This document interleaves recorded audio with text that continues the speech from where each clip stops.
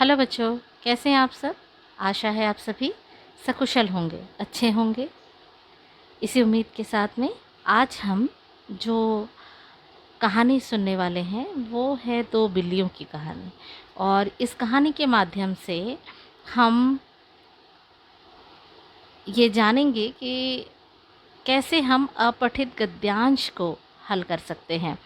क्योंकि ये जो कहानी है, ये कहानी आपको एक गद्यांश के रूप में दी गई है और इस गद्यांश को पढ़ने के बाद हमको उसमें से लिए गए कुछ प्रश्नों के उत्तर देने होते हैं।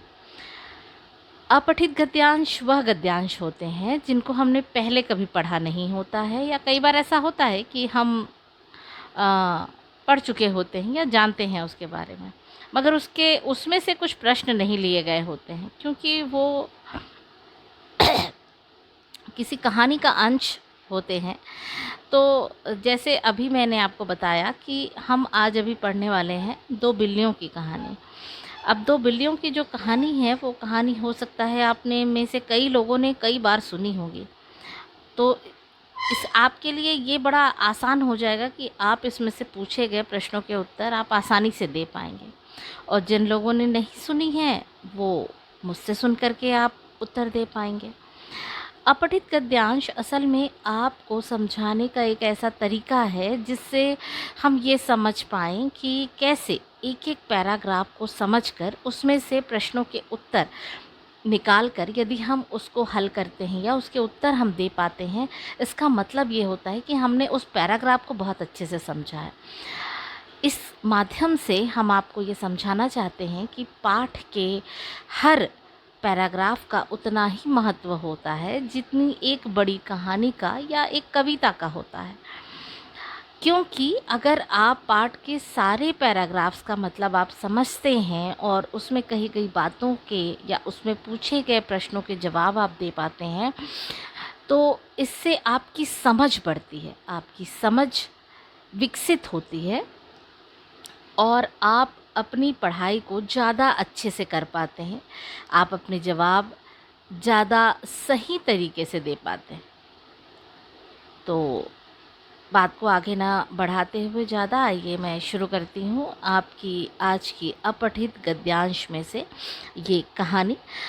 ये कहानी या ये कहूँ कि ये टॉपिक, आज का जो अपठित गद्यांश का टॉपिक है ये क्लास 3 के लिए है। और ये जो कहानी दी गई है आपकी बुक में पेज नंबर 71 में दी गई है। तो आइए पढ़ते हैं हम।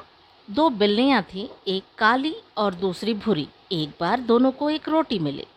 दोनों उसे खाने के लिए झगड़ने लगी। दोनों रोटी पर अपना अपना हक जमा रही थी। तभी उन्हें पेड़ पर एक बंदर बैठा दिखाई दिया। दोनों ने उससे फैसला करवाने की सोची। बंदर ने कहा कि रोटी पर दोनों का हक बनता है, इसीलिए इसे आधा आधा बांटना होगा। दोनों बिल्लियां राजी हो गई।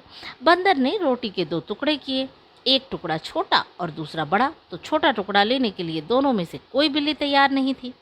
इस पर बड़ा टुकड़ा उसने थोड़ा सा तोड़कर खा लिया, लेकिन अब छोटे वाला टुकड़ा बड़ा लगने लगा। बंदर ने फिर वैसा ही किया। इस प्रकार तोड़ते तोड़ते दोनों टुकड़े समाप्त हो गए और बंदर पूरी रोटी खाकर पेड़ पर चढ़ गया। तो देखा आपने, अगर आप दोनों में आपसी समझ नहीं है, दो दोस्तों में आपसी समझ नहीं है, तो तीसरा उसका फ़ायदा उठा लेता है। ठीक है, जिस तरीके से बिल्लियों का फ़ायदा बंदर ने उठा लिया और रोटी लेकर के आई बिल्लियाँ और बंदर का पेट भर गया। तो इस तरीके से हमें इस कहानी से ये शिक्षा भी मिलती है कि हमें आपस में नहीं लड़ना चाहिए। आपस में आपसी सहमति से हमें अपनी चीज़ों को बंटवारा कर लेना चाहिए और जो मिल जाए उसमें संतोष करना चाहिए।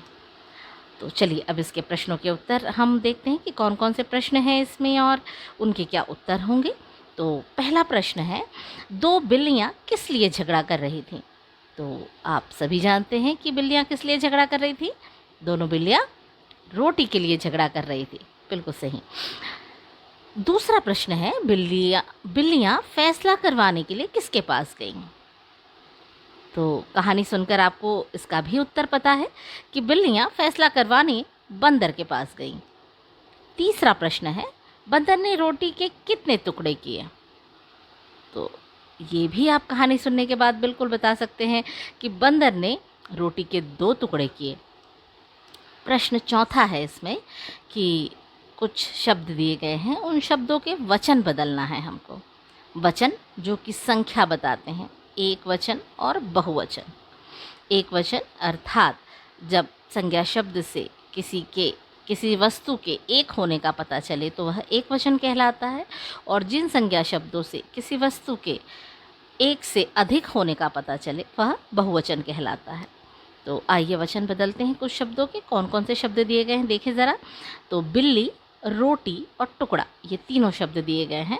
तो बिल्ली का वचन बदलकर हो जाएगा बिल्लियाँ, रोटी का वचन बदलकर हो जाएगा रोटियाँ, और टुकड़ा का वचन बदलकर हो जाएगा टुकड़े, है ना। तो इस तरीके से इन प्रश्नों के उत्तर हमने दे दिए आसानी से, और बड़ी ही आसानी से हमने दिए, क्योंकि कहानी बहुत अच्छी थी और कहानी को सुनने के बाद हमको बहुत मज़ा आया। इतनी अच्छी कहानी थी और इतने सुंदर शब्दों में बताई गई थी कि हमें बहुत जल्दी कहानी याद हो गई, और जब हमको कहानी याद हो गई तो उसके प्रश्नों के उत्तर तो हम आसानी से दे सकते हैं। यही चीज़ें आपके पाठ के साथ भी संबंधित है। इसके माध्यम से आपको ये बताया जा रहा है, अगर आप अपने पाठ में आए गए सभी पैराग्राफ को उतने ही ध्यान से पढ़ेंगे और उसमें से स्वयं से कुछ क्वेश्चन बनाकर या प्रश्न बनाकर अगर आप उसका उत्तर देते हैं तो आपको पाठ बड़ी ही आसानी से याद हो जाएगा, समझ में आएगा, और आप उस पाठ को कभी नहीं भूलेंगे।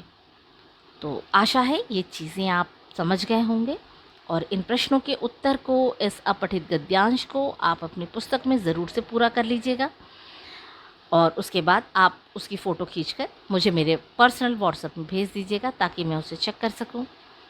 तो कहानी आपको पसंद आई होगी, आपको याद होगी, अपने दोस्तों को ज़रूर सुनाइएगा, अपने बहनों भाइयों को ज़रूर सुनाइएगा ये कहानी, और मज़े कीजिएगा। तो अगली बार फिर किसी अच्छी सी कहानी के साथ में और नए टॉपिक के साथ में मैं आपके साथ फिर आऊँगी। तब तक के लिए बाय।